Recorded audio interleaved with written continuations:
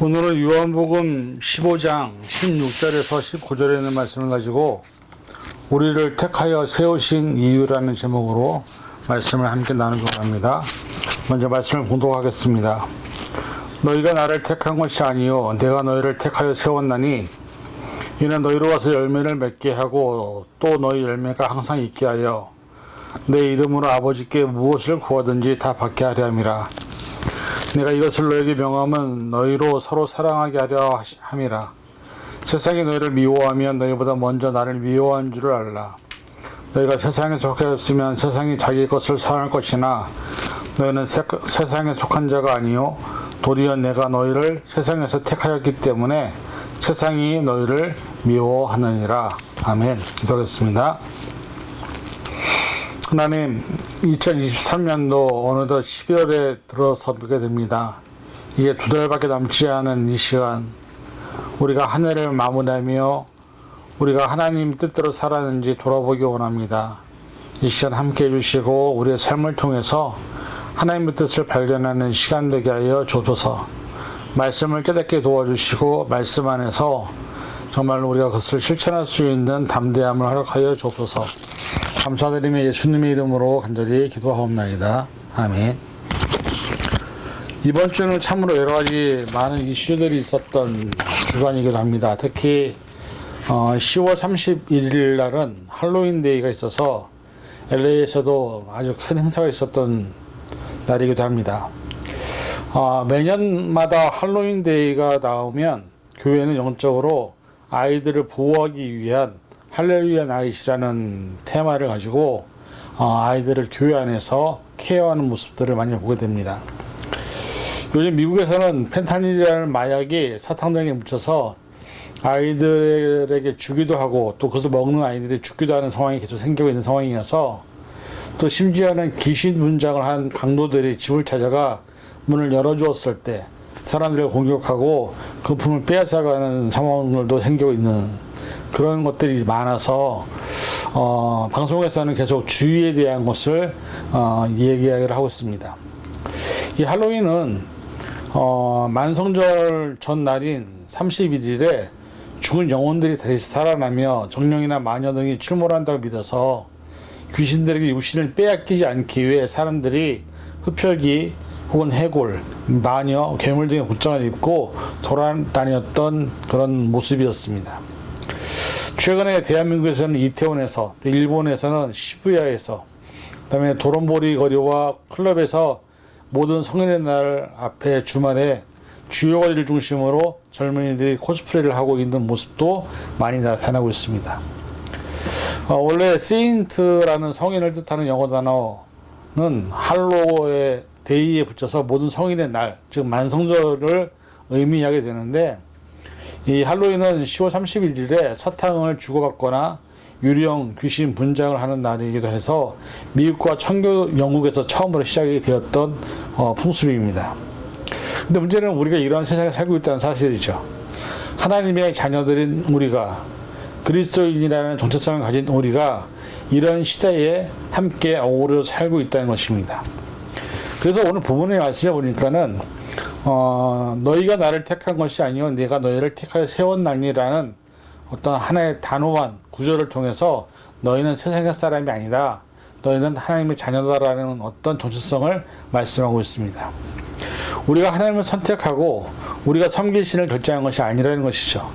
반대로 하나님이 저와 여러분을 선택했고 세웠다고 하십니다. 그런데 이 말씀과 같은 맥락의 구절이 성경에는 여러 구절이 나오고 있습니다. 로마서 1장 1절 예수 그리스도의 종 바울은 사도로 부르심을 받아 하나님의 복음을 위하여 택정함을 입었으니. 이사야 43장 1절 야곱아 너를 창조하신 여호와께서 지금 말씀하시느니라. 이스라엘아 너를 지으신 이가 말씀하시느니라. 너는 두려워하지 말고 내가 너를 구속하였고 내가 너를 지명해 불렀다니 너는 내 것이라. 너무나 잘 아는 말씀이죠.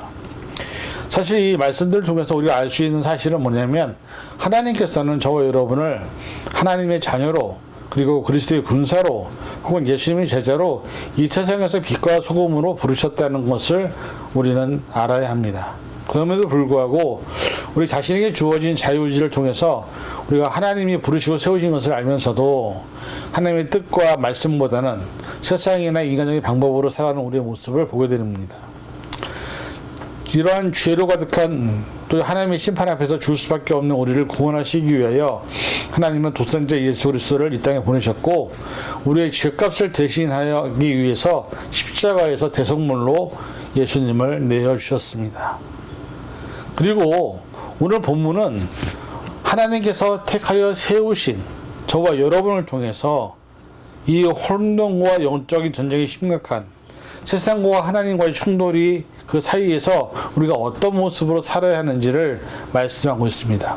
이 부분을 통해서 왜 우리를 부르시고 세우셨는지 또 우리가 어떤 모습으로 살 것인지를 잘 기억하시는 시간 되기를 간절히 축원을 드립니다.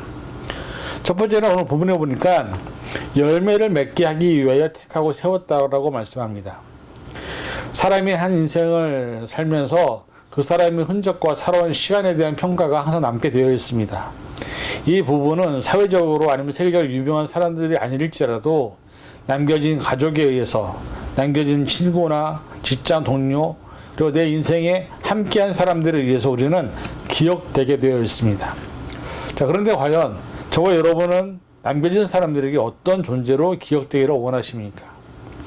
누구나 사람이 세상에 살면서 행복하고 건강한 삶을 살기 원하지만 결국 행복하고 건강한 삶보다 더 중요한 가치가 우리겠습니다.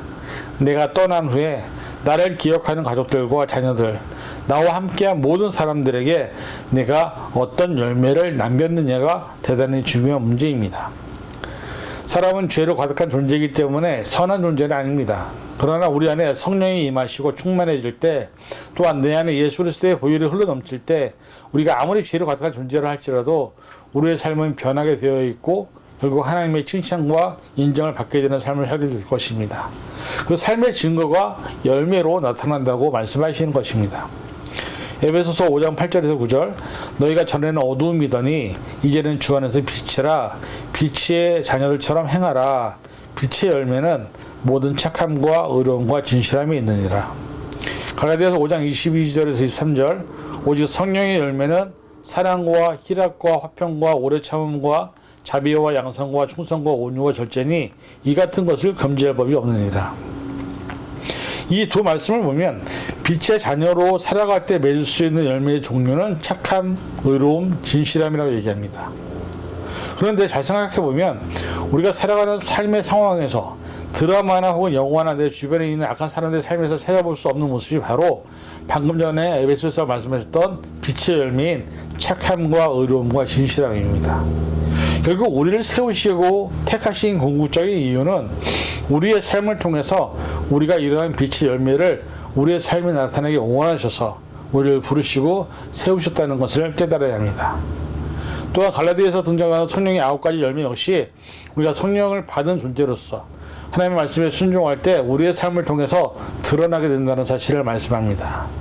즉 우리의 삶에는 빛의 열매와 성령의 열매가 맺을 때 비로소 하나님으로부터 인정을 받고 하나님의 칭찬을 받는 존재가 될 수 있다는 사실입니다. 하나님은 저와 여러분을 통해 열매 맺기를 바라고 있습니다. 이 사실을 기억하시고 이제 2달밖에 남지 않은 또 앞으로 우리에게 주어진 삶의 시간 속에서 분명히 저와 여러분들은 하나님의 심판대 앞에 설 것입니다. 그때 우리가 맺은 열매를 통해서 하나님께 칭찬과 인정을 받는 그러한 믿음의 심령들이 될 수 있기를 간절히 축원을 드립니다. 둘째는 예수님의 이름으로 기도할 때 응답받게 하시기 위하여 택하고 세우셨다고 말씀합니다. 우리가 하나님을 믿는 이유 중 하나는 인간이라는 존재는 연약하고 나약하기 때문이죠. 사실 인간 스스로 자신의 힘으로 모든 문제를 또 내게 주어진 상황과 환경을 이겨낼 수 있다고 한다면 왜 신을 찾고 기도를 하겠습니까?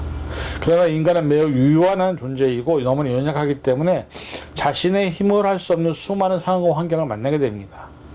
그때 인간보다 더 높고 위대한 그리고 전지전능한 신을 찾겠는데 그 찾는 방법이 바로 기도입니다.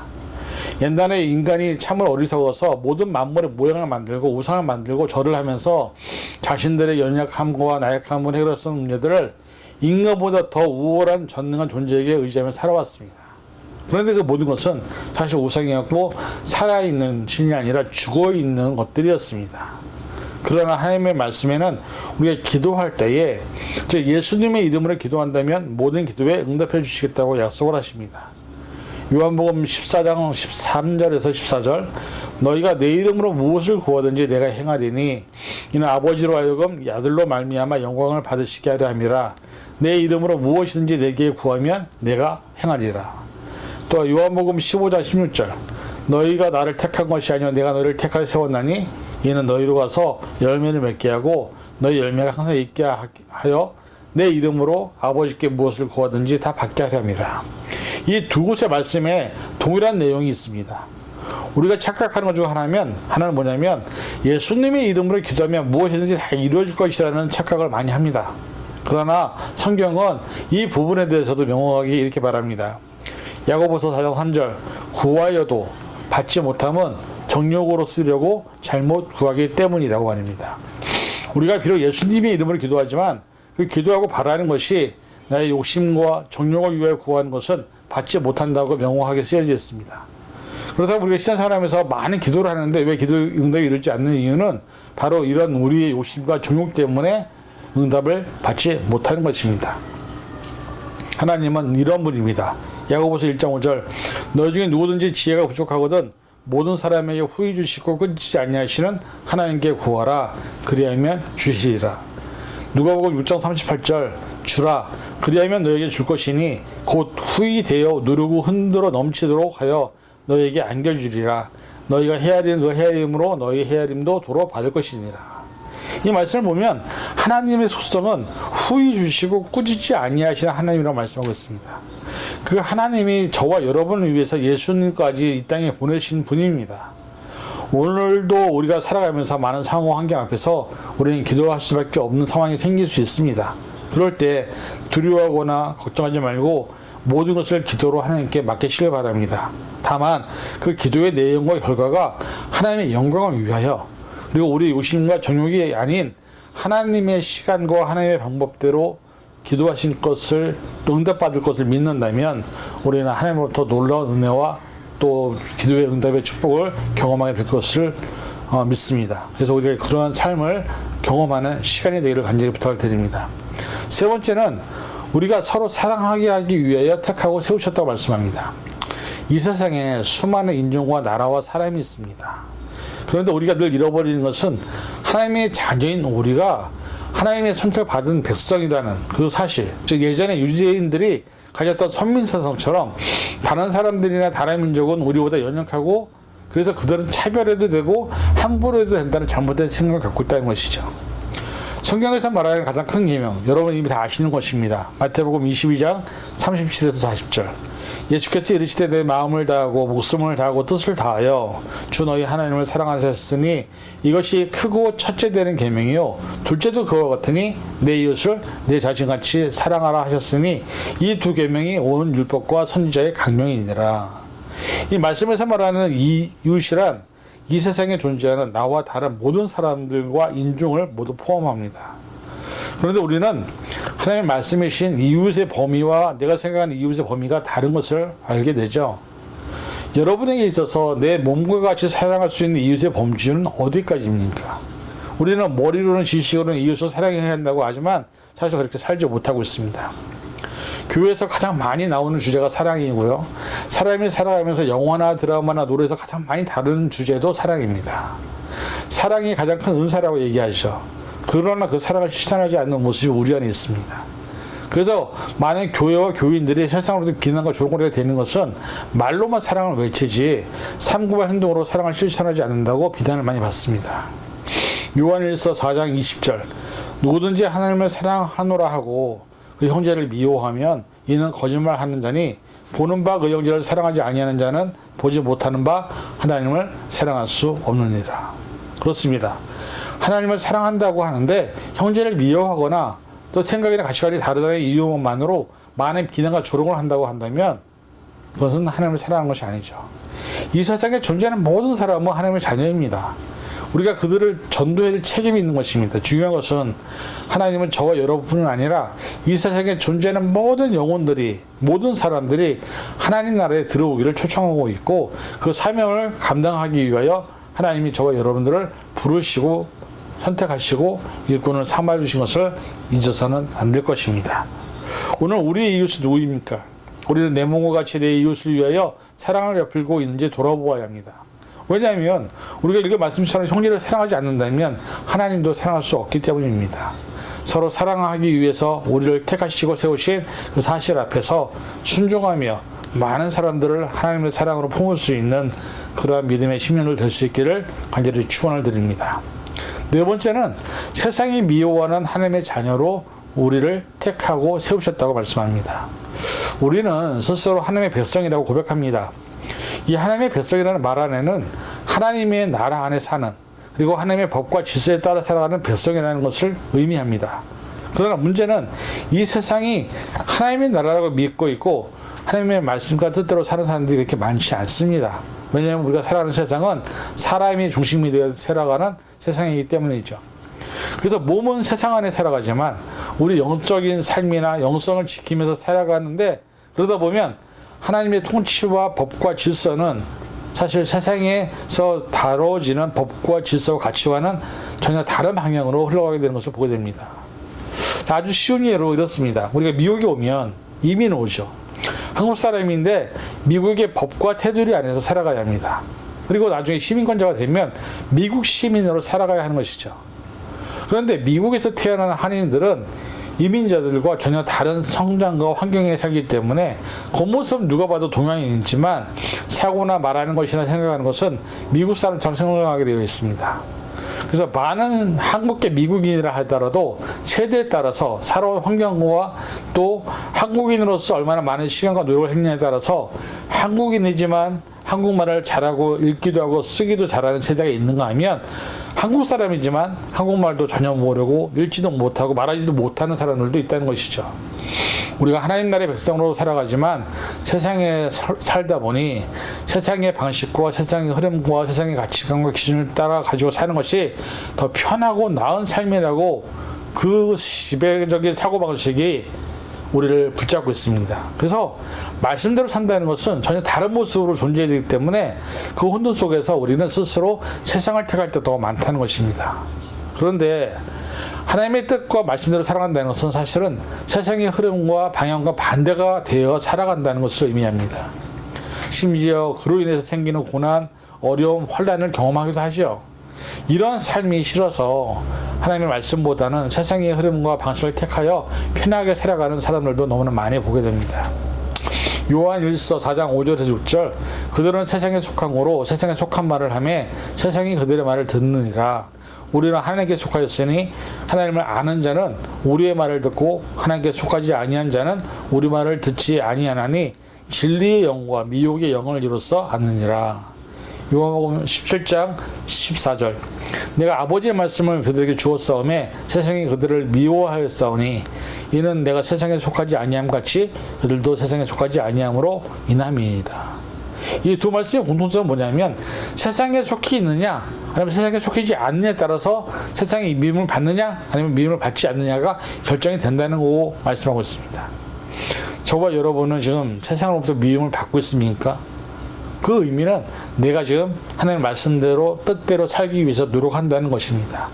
그러나 나의 선택과 결정이 세상으로부터 아무런 문제가 없고 제재가 없고 어려움이 없다고 한다면 우리는 하나님의 뜻대로 사는 존재가 아니라 세상에 속한 존재로 세상의 흐름에 나를 맡겨 살기 때문에 편하게 살고 있는 것입니다. 우리 모두는 하나님의 심판대 앞에서 우리가 살아온 시간에 대한 심판을 받는 날이 언젠가는 꼭 오게 됩니다. 이 사실을 알고 있다면 우리는 세상에 속한 자로 살아서 세상의 미움을 받지 않는 것이 아니라 세상의 미움을 받더라도 하나님의 뜻과 말씀대로 살아서 하나님 앞에 설 때의 칭찬과 충성된 종이란 칭찬을 받을 수 있어야 될 줄 믿습니다. 부디 바라기는 저와 여러분 모두가 비록 세상으로부터 미움을 받는다 할지라도 그것 때문에 두려워하거나 무서워하는 것이 아니라 하나님으로부터 받는 칭찬과 충성된 인정을 더 사모하고 갈망하는 그런 믿음의 모습이 될 수 있기를 간절히 축원을 드립니다. 결론을 맺습니다. 오늘 우리는 아무리 부인하고 싶어도 부인할 수 없는 것은 하나님께서 저와 여러분을 세우시고 선택하셨다는 사실입니다. 하나님의 부르심에 분명한 목적과 뜻이 있고 그 뜻과 목적을 위하여 우리에게 생명도 주셨고 건강도 주셨고 달란트와 많은 것을 누리게 하셨습니다. 그 하나님의 사랑과 은혜 앞에서 우리는 하나님의 능력과 은혜를 경험하는 것은 저와 여러분의 삶에서 오늘 본문은 이렇게 얘기합니다. 열매를 맺게 하기 위해서, 또 예수님의 이름으로 무엇을 구하든지 다 받게 하기 위해서, 또 나와 살아가는 모든 민족으로 말미암아 그들이 안에 사랑을 나누기 위해서, 그리고 세상이 우리를 미워하여도 하나님의 속한 존재임을 알게 하기 위해서 저와 여러분을 택하여 세우셨다고 말씀하고 있기 때문에 이 사실을 잘 깨달아서 하나님의 뜻에 합당한 삶을 살아가는 저와 여러분이 될 수 있기를 간절히 축원을 드립니다. 기도하겠습니다. 하나님, 우리가 정말로 세상에 속한 자가 아니라 하나님께 속한 자가 되게 하여 주옵소서. 세상에 속한 자로 사는 것이 아니라 세상에서의 믿음을 받더라도 하나님께 인정을 받는 믿음이 되게 하여 주옵소서. 그래서 서로 사랑하며 또 우리의 기도를 통해서 모든 것을 응답받으며 또 우리가 정말 서로를 위해서 기도할 수 있는 아름다운 모습이 있어서 하나님의 사랑을 나타내는 주님의 빛과 소금이 되게 하여 주옵소서. 감사드리며 예수님의 이름으로 간절히 기도하옵나이다. 아멘.